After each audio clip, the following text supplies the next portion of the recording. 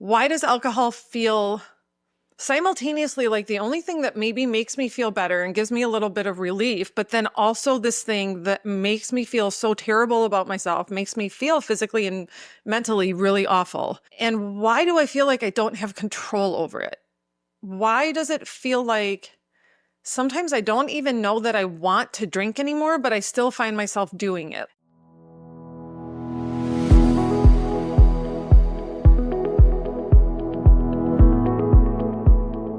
Welcome to the Shannon McCabe Show, where we break free from our drink-obsessed culture, challenge the myths around alcohol, and redefine sobriety as the empowering choice it truly is. I'm Shannon McCabe, sober coach, holistic nutritionist, and your guide to a life that feels better without booze. Whether you're newly sober, sober curious, or years into this journey, this podcast is here to give you the truth about alcohol, the tools to build lasting confidence, and the hope that a vibrant, fulfilling life is waiting for you on the other side. So grab your coffee or sparkling water and let's dive in. Hey, you guys, welcome back to the Shannon McCabe Show podcast. I'm super excited to chat with you guys today. As always excited, always love. Gosh, the DMs, you guys, every week I'm getting more and more messages from you guys, and it makes my heart so happy that you're even listening, that this is reaching so many people. You guys, I think last time I checked, we have listeners in 42 countries now, which is wild to me, just wild. And I can't thank you guys enough, but it gives me so much hope.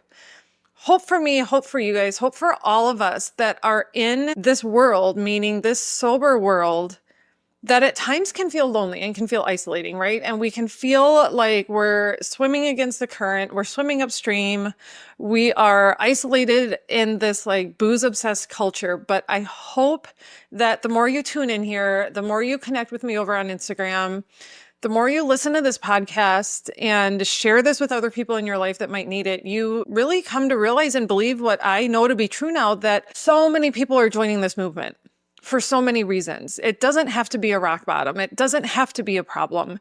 It can be just because you're learning the truth about alcohol and know how just truly horrible it is for your physical health, your mental health, all of it. Or maybe you are like me and you had a problem, or you do have a problem, and you're okay admitting that because you know that admitting it and being honest about it is the first and biggest step to feeling better, to getting free, to reclaiming like peace and joy and a life that is not ruled by alcohol. And that's what I want to talk about today. That's what we're going to dive into, because there has been a theme again in a lot of my conversations this week. This came up with a couple of my private clients. It comes up in the blueprint so often. It comes up in the DMs I have with you guys over on Instagram, trying to figure out whether or not there is hope for you, honestly, whether or not my program would be a fit for you.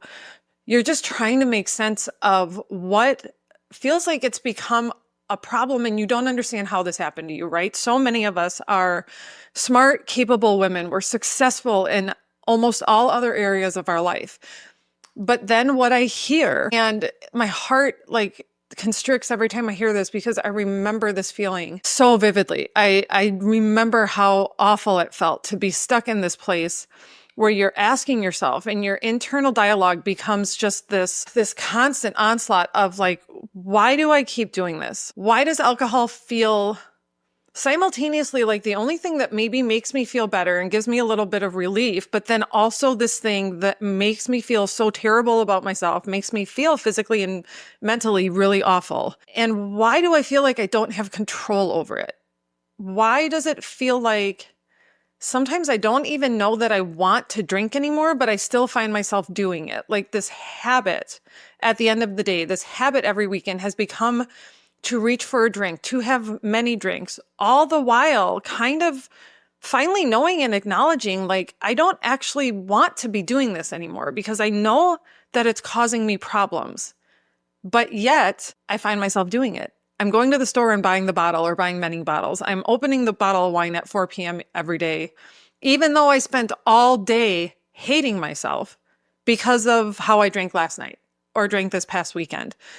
So we get sucked in the cycle before we know it, we're in this place where it's like, why do I keep doing this to myself? But also, I don't know how to quit doing this to myself, because despite all my best intentions and despite my efforts and despite everything I tell myself all day, when 3 or 4 or 5 o'clock rolls around, I can't help but pour a drink. And it feels good, but then it also doesn't feel good. What is this? And you guys, I want you to know, first of all, this is so common. There are so many of you stuck in this cycle right now. And the reason you're stuck in the cycle is because alcohol is a really powerful drug, you guys. Alcohol is not the innocent, enjoy it, kick back and relax, have fun, the way all the commercials make it look. That is not the reality of alcohol. Everything I just described is the reality of alcohol. When we turn to it often enough, sooner or later, our drinking quits becoming a choice. And it becomes something that we need to do. And it becomes something that we find ourselves doing, even though we think we don't want to. We almost are on autopilot then. The habit is so ingrained that we do it because we don't know what else to do. We don't know how to resist that voice, that muscle memory, the habit of saying, it's 4 o'clock, pour a glass of wine. You deserve it. It's been a long day. You're happy. You're sad. You're overwhelmed. You're tired. You're relaxed. You're celebrating. You're grieving. Everything you're doing, pour a drink. When we do that often enough, when it is still a choice, when we decide to drink for any and all emotions and feelings and occasions, you guys, sooner or later, it quits becoming a choice. And not because we're weak or broken or something's wrong with us, but because it's chemistry, you guys. It's science. It is brain chemistry. This is what an addictive drug like alcohol does to your brain if you give it enough chances.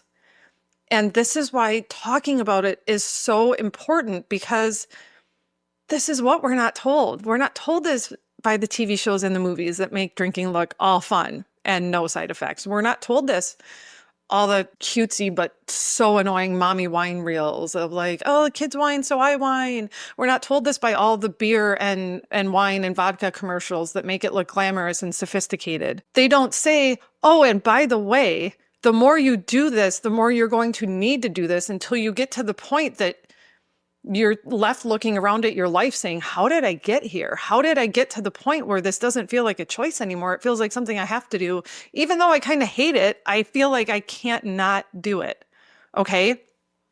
This is your brain. This is your brain on drugs. Kind of just dated myself with that. Does anybody else remember those commercials? God, is that the 80s or the 90s? I'm dating myself here, but that's okay. Because this is exactly what this is. That cycle of knowing that you kind of don't want to anymore, but it's autopilot, it's habit, that is your brain on drugs. That is how your brain chemistry has been hijacked by alcohol.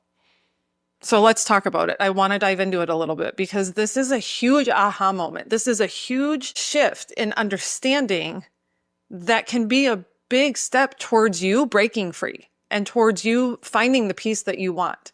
I know that's what it was for me. And that's why I'm so passionate about making sure that other people hear this information and understand it, because it's what helped me be like, okay, so this actually isn't my fault. It's my responsibility. If you guys have heard that saying, I'm totally blanking on the author right now. I want to say Laura McCowan, but I'm not positive. In her book said, you know, like when talking about developing a drinking problem, it's not our fault. It's not your fault because alcohol is an addictive drug, but it is our responsibility.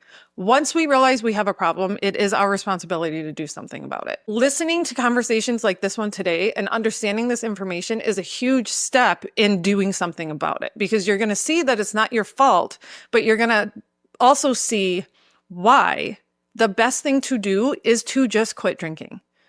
Is to put in the work that it takes, deal with the discomfort in the beginning so that down the road, you're just free. You can step out of this crazy cycle that alcohol keeps you trapped in, okay? Because when we think we are exercising our choice to drink, and we do that over a long enough period of time or even a short amount of time, but we drink a lot, you guys, sooner or later, it quits becoming a choice. That is how alcohol alters our brain chemistry to the point where a choice becomes a need, and that need becomes I can't help myself. I don't know why I keep doing this, but I'm doing it, okay? What happens here? Let's get into the brain chemistry that I'm talking about. Really surface level, you guys. This is super easy to understand.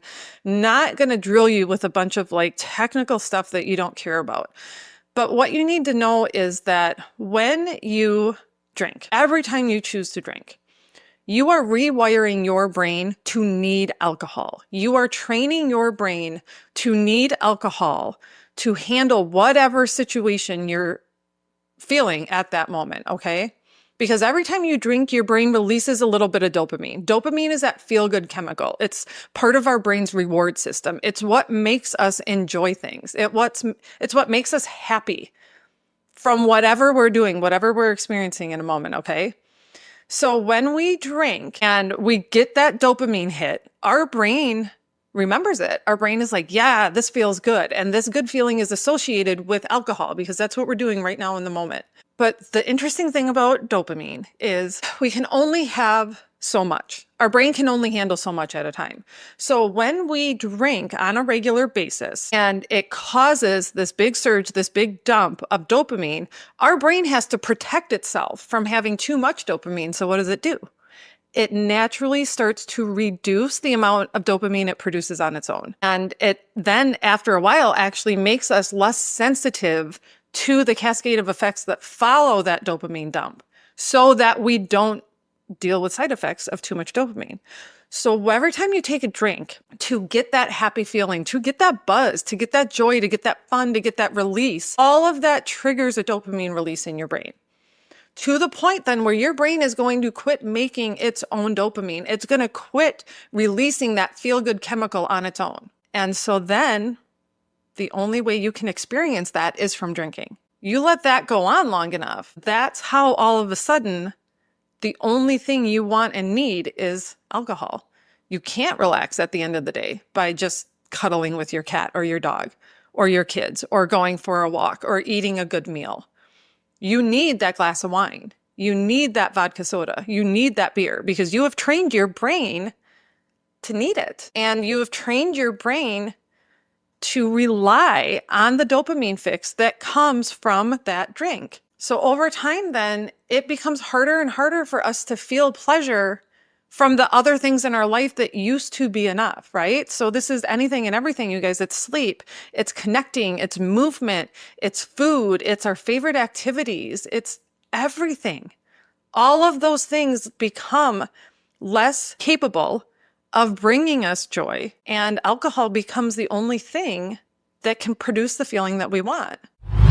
What if you could finally break free from the constant cycle of drinking, quitting, bargaining with yourself, and actually build a life that feels calm and clear and deeply aligned with who you want to be? I created the Alcohol-Free Blueprint for women who are ready to stop trying to moderate and start feeling confident and steady and fully present in their life again. This program isn't just about quitting drinking. It's about taking back your energy and your mindset and your wellness and your freedom. Inside the blueprint, I'll walk you step by step through the tools, mindset shifts, and support systems that actually help you change for good. You'll learn how to handle cravings, rebuild your habits, feel stronger in your body, and navigate all of life's ups and downs without alcohol.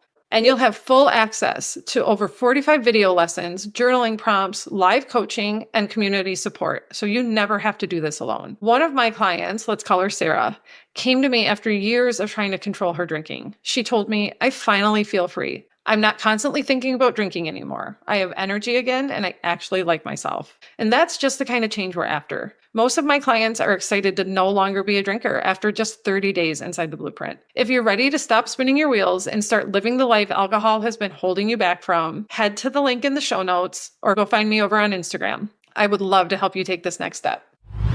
Now, the double-edged sword to all of this, because of course, alcohol doesn't just affect one thing, right? It affects everything, really. It affects everything. But the next thing we're going to talk about, because the flip side of this coin, the double-edged sword, what happens here is alcohol is not just hijacking our dopamine, it's hijacking our serotonin too. Now, that's another one of these brain chemicals that you've probably heard of, okay?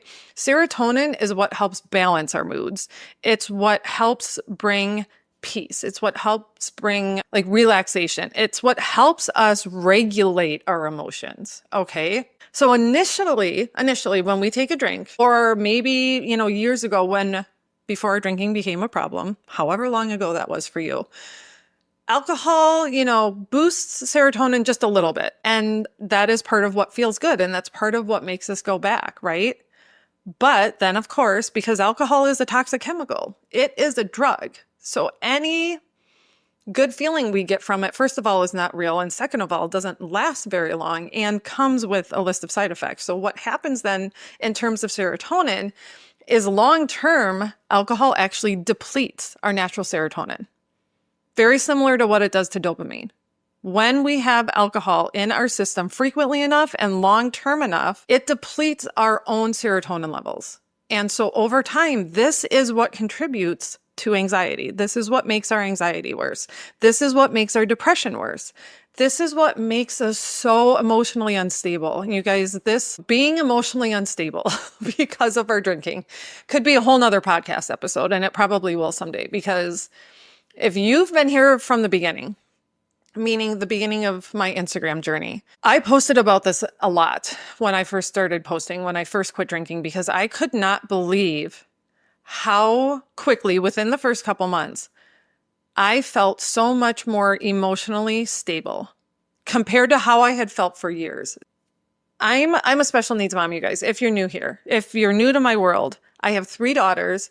My middle daughter, Dylan, who's almost 18 at the time of this recording, has Down syndrome, autism. She's nonverbal, very high needs. She's in diapers 24/7. My husband and I have to take turns sleeping with her at night to get her to sleep through the night. Like, she can't be left alone. She still needs the care and the attention of a toddler, basically, okay? Dylan was my reason for drinking for a long time. She was my excuse. And in the years leading up to me finally quitting drinking, we'll say the last 5 years of my drinking, I was incredibly emotionally reactive, is the way I would put it. And I wholeheartedly believed that this was just because of the stress in my life. I believed it was because I'm a special needs mom. I'm also a homeschool mom. I've also always worked from home.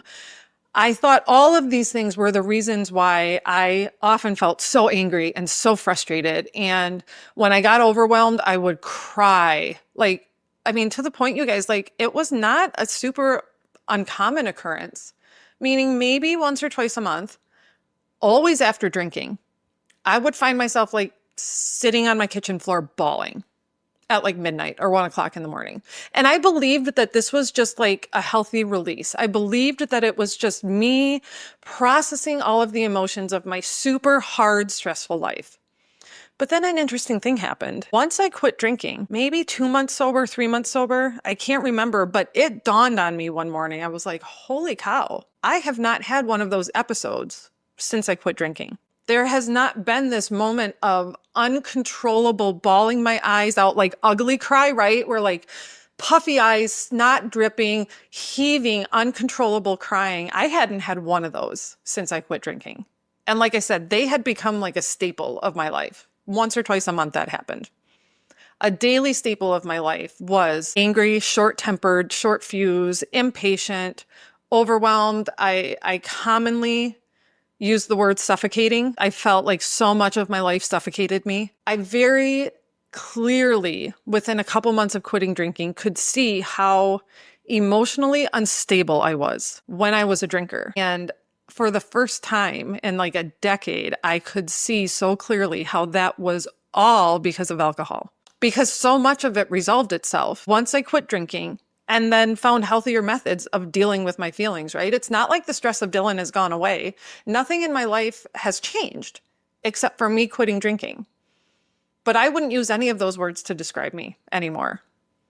I'm rarely like angry or manic or over emotional. Overwhelm is fleeting because getting sober has allowed me to build other tools. So I know how to manage my emotions. I know how to take care of myself physically and mentally. So I don't exist in that like emotional roller coaster place that for so long I really just believed was my personality. I really just believed that it was the fate that I just had to deal with for the rest of my life because of being a special needs mom. And now I know that it's because I was drinking or recovering from drinking basically 24/7. So you guys, we cannot discount the way that what alcohol does to our dopamine and our serotonin, especially, how that completely messes with your emotions, even when you're not drinking. Because alcohol stays in our system for days, you guys. So even if you only drink on the weekends, you are really never truly clear from it. You are never giving your brain a chance to fully recover and fully function the way it's supposed to, because it is constantly dealing with the effects or after effects of alcohol, okay? And this is because over time, even if you only drink on weekends, but especially if you're like me and your drinking is becoming an almost everyday occurrence, even if that's only a glass at night, you guys, it is going to cause your brain to stop producing the normal healthy amounts of these neurotransmitters, this dopamine and serotonin that we're talking about, but so many other things. And so you are less and less able to relax, to feel even, let alone feel good, to connect, to enjoy a healthy escape, because you have completely outsourced your emotional regulation to alcohol. And every time you do it, every time you rely on alcohol to help you feel a certain way, whether it's to feel happy, to feel sad, to feel relaxed, to numb, to escape, to connect, you are taking away your brain's ability to do that on its own. And so this over time is how we lose the choice to drink. The decision to drink doesn't feel conscious anymore. It becomes a reflex because we have trained our brain to make it a reflex. And you guys, I hear this all the time. This was me. I hear it all the time. Women come into my world and drinking has become such a habit. It's become something where they're like, it's almost at this point that it for the most part exists independent of being enjoyable anymore. It's just something that has to happen because it's been happening long enough that it's just autopilot. Because it is. You have trained your brain to want and need this like that. So you guys, this is how the decision to drink doesn't actually even feel like a conscious choice anymore. It's just something we do because it's something we have done for so long or long enough that our brain has made this like ironclad association that alcohol is needed to achieve these emotions, to even just deal with these emotions, right? So then we're caught in this catch-22 where our brain has been trained and wants to operate from this system of alcohol is the only way to regulate emotions. Alcohol is the only way to restore balance, even though alcohol is what's causing that imbalance in the first place, right? Like we feel low, we feel unable to connect, we feel bored, we feel restless, we feel like we can't even just feel anything without having a drink. So obviously it's the alcohol that's causing that in the first place, but now it's also the alcohol is the only thing that can fix it and make it better, right? Like you understand, a lot of you, I'm assuming, are probably maybe shaking your head and being like, oh my God, yeah, yes, that is exactly it. And I was stuck in that for such a long time. And I know so many of you are probably stuck in that place right now. And so I want to tell you again what I said in the beginning. Like you are not weak because you are stuck in this. And this is not a lack of willpower. That's another thing. If you guys have been around at all, you've heard me say that like a lot of times when it comes to quitting drinking, willpower has almost nothing to do with it. It certainly can, but relying on it is setting you up for failure. Because when you don't understand what alcohol has done to your brain, it's hard to sit through the discomfort that does happen when we put a hard stop to the cycle and when we quit drinking. But that's the only way to break the cycle, is to literally physically break the association between all of these emotional regulation processes and alcohol. And when we do that, when we make that break, it's a little uncomfortable at first. For some people, it's really uncomfortable. For other people, it's a lot less uncomfortable. You're never going to know what that level of discomfort is for you until you just do it. The only way through that part of the quitting process is to go through it. But this is the thing, you guys, and this is where I'm always going to be brutally honest with you because it really is what's best for you. The longer that you put this off, meaning quitting drinking, the longer you avoid quitting drinking, the longer that you now willingly keep stepping into this cycle because now you know. I've explained it to you. You understand what's happening. The longer you keep drinking, the harder it's going to be to break this cycle. The harder it's going to be, the more discomfort it's going to cause you when you finally do decide to quit. So that's where then that's the choice. That's what you've got to ask yourself is how much worse do you want to let this get? How much more of your actual emotional intelligence and actual emotional regulation, feeling your life, how much more of that are you going to give away to alcohol and let alcohol hijack it, turn you into a person that is not actually you? Because that, all of that stress, all of that overwhelm, the fear, the anxiety, the depression, the anger, whatever it is, the more you drink, the more all of those emotions become the alcohol. They're not you. They're not the real you. You can figure out how to work through those things. You can figure out how to manage them, how to deal with them, but not as long as alcohol is in the picture.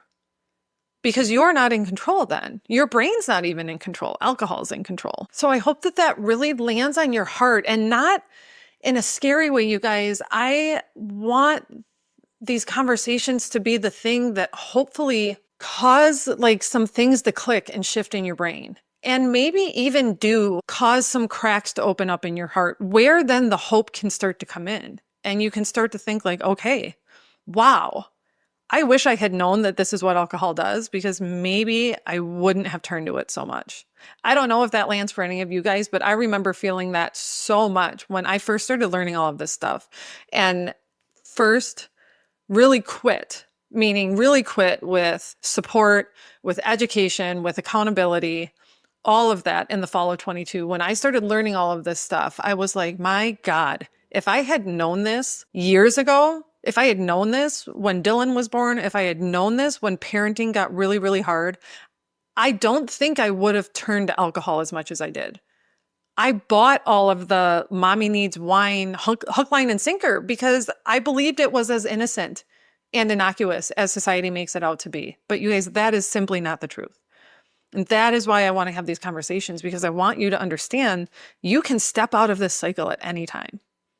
And I promise that for as scary and overwhelming as that feels to think about quitting drinking, it can reward you that much more too, right? However big your fear feels, the reward, the peace, the freedom, the joy, everything that you're going to be making space for by letting go of alcohol is going to be that big too. Like, it is going to outweigh the fear if you just do it. Okay. So the step, what's before you now, you guys, is just making the decision to step away from alcohol long enough to let your brain actually recalibrate, let your brain heal, let your brain remember and relearn how to emotionally regulate itself and help you get through your life without relying on an actual drug, because alcohol is a drug. I'll always remind you guys of that. Alcohol is a drug, okay? And yes, it's uncomfortable at first, but it's only uncomfortable because you haven't done it without booze for a long time. It's not uncomfortable because it's wrong, and it's not uncomfortable because you're weak or not capable. It's just uncomfortable because it's new again. It's new. A lot of us have not done much of our adult life without alcohol. So it feels weird. Okay, I get it. It does. It feels weird at first, but it's absolutely possible. And the more we do it, the easier it becomes. The more you find yourself coming back to yourself, remembering how strong you are, how capable you are, how resilient you are, remembering what you enjoy, what you love, how you like to relax, what you can connect with people over. That's not alcohol, okay? So I want to leave you guys with this today. The reminder, the little like piece of like truth that I just want to place on your heart for you to think about is that when you drink, alcohol is not just taking the edge off, you guys. It is quite literally dulling the entire emotional range of how you experience your life, okay? The good news though is that you can reverse all of that and you can get it back. All of the joy and the peace and the freedom and the confidence and the clarity, all of that, it's still there. It's still inside of you and it's still around you. You just need to get alcohol out of the way, okay? You deserve to remember how good life can feel when alcohol is not telling you otherwise. When alcohol is not literally hijacking your brain chemistry and making you believe things about yourself and about the world that are not true. So you guys, I would love to hear how this lands for you. Send me a DM over on Instagram. I love those. Drop me an email if you need to. Links, ways to connect with me are in the show notes. I would just love to know, what does this bring up for you? And if you're ready, if this helped something shift and you're like, okay, enough. enough is enough. I'm deciding I'm ready. Because remember, you guys, ready rarely is actually a feeling. It's a decision. We decide when enough is enough, and we decide when we're ready.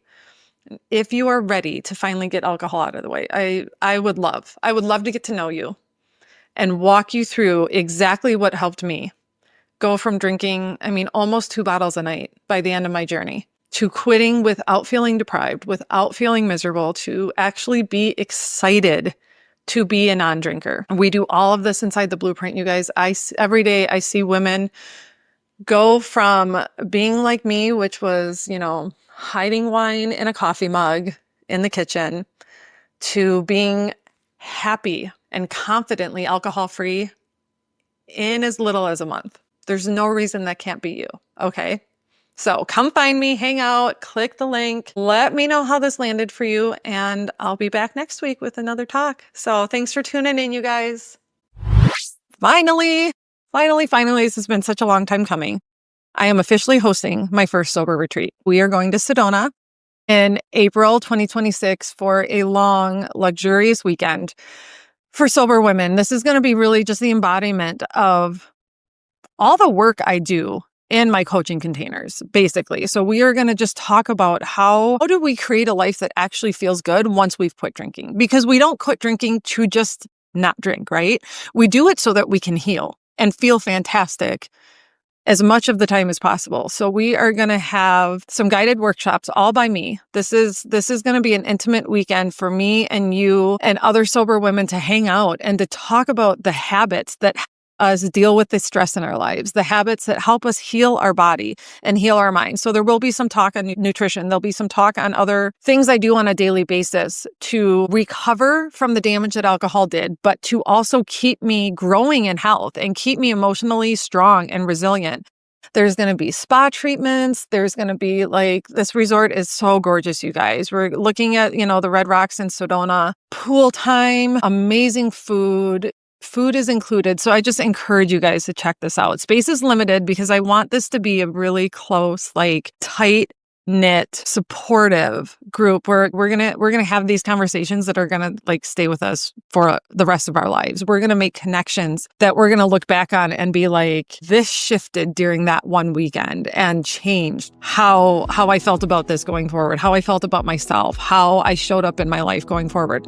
So all of the details are in the show notes. They're on my website. You can find them on Instagram. Spots are limited. So if you are at all interested, check it out. Reserve your spot. It's going to be so beautiful. And I really hope I get to meet some of you in Sedona.